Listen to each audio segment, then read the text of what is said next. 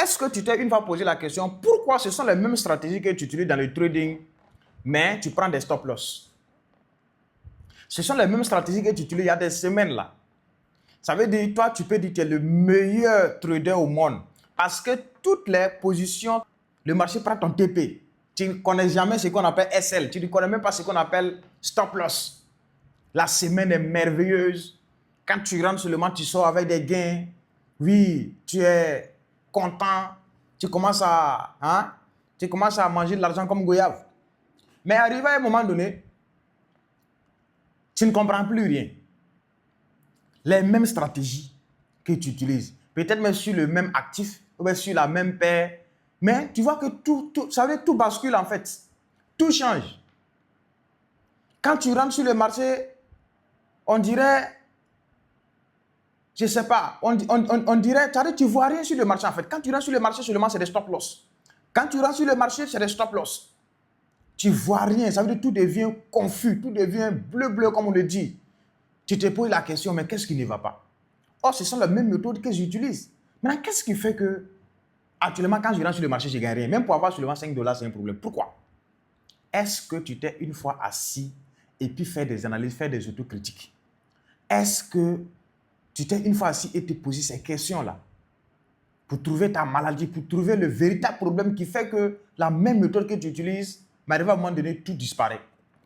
Tu n'as plus la main sur les actifs, sur les paires, sur le marché financier. Mais c'est très simple. Vous savez, le trading n'a pas le trading n'a pas un plan parfait, le trading n'a pas une stratégie logique. Le trading est basé sur des probabilités. OK? Donc, ce qui fait que tu perds la même stratégie que tu utilises pour gagner. Arrivé à un moment donné, tu commences à perdre avec la même stratégie, elle est très simple. Toi, tu as mis en tête que le marché doit respecter ta stratégie. Tu as mis en tête que le marché est logique. Tu as mis en tête que ta méthode là, il n'y a pas son deux. Donc, le marché doit exécuter ton plan. OK? Or, ce que vous devrez comprendre, vous savez, le marché comme ça, quand tu rentres sur un marché financier, quand tu rentres sur le marché de forex ou bien sur les indices synthétiques, ce sont des... Ça veut dire les mouvements bougent par... Comment on peut dire? On peut appeler ça. C'est-à-dire, le marché bouge par tiers en fait. Les mouvements changent par tiers. Les opportunités changent par tiers. Est-ce que vous comprenez? Donc, ça ne veut pas dire que c'est un plan qui a changé ou bien c'est quoi que c'est un plan qui ne marche plus. Ton plan marche. Mais il faut comprendre que la semaine où tu as utilisé ta méthode là, le mouvement du marché a basculé, le mouvement du marché a changé violemment. Et quand le mouvement du marché change violemment, ta stratégie ne peut plus fonctionner. Ta stratégie ne peut plus fonctionner. Donc, il faut que tu adaptes ta stratégie en fonction du mouvement de chaque marché, en fonction de l'historique, en fonction de l'historique de chaque graphique. Quel qu'il soit sur l'or, quel qu'il soit sur les indices, il faut que tu t'adaptes à chaque moment, sans chercher à avoir une stratégie parfaite, sans chercher à avoir une méthode parfaite pour dire que non, ça doit exécuter exactement ce que toi tu as prédit, ce que tu as tracé, ou bien ce que toi tu as analysé. Non, il faut suivre ce que le marché fait. Il faut suivre ce que le marché trace. Il faut suivre les repères du marché. Il faut suivre le repère des vendeurs et des acheteurs. Il ne faut pas il ne faut pas faire bras de fer. Il ne faut pas te mettre au milieu en voulant avoir raison. Tu n'auras aucune raison sur un marché financier.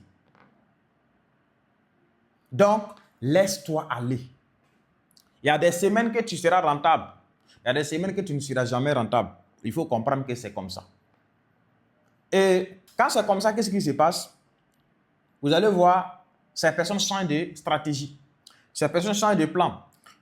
Le plan qu'elles utilisaient, elles finissent par dire que non, ce plan est périmé, ce plan ne marche plus. Si tu veux, il faut faire un test, il faut faire un exercice de ce que je suis en train de te dire.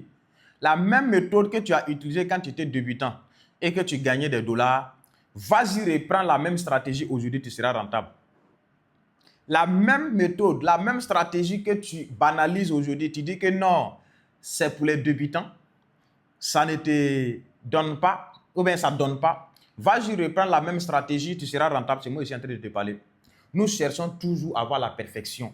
Nous cherchons toujours à avoir des meilleurs plans. Nous cherchons toujours à avoir des meilleures méthodes. Il n'y a jamais de meilleure méthode, de meilleure stratégie infaillible dans le trading, ça n'existe pas. Donc, il faut que tu arrives à comprendre ça.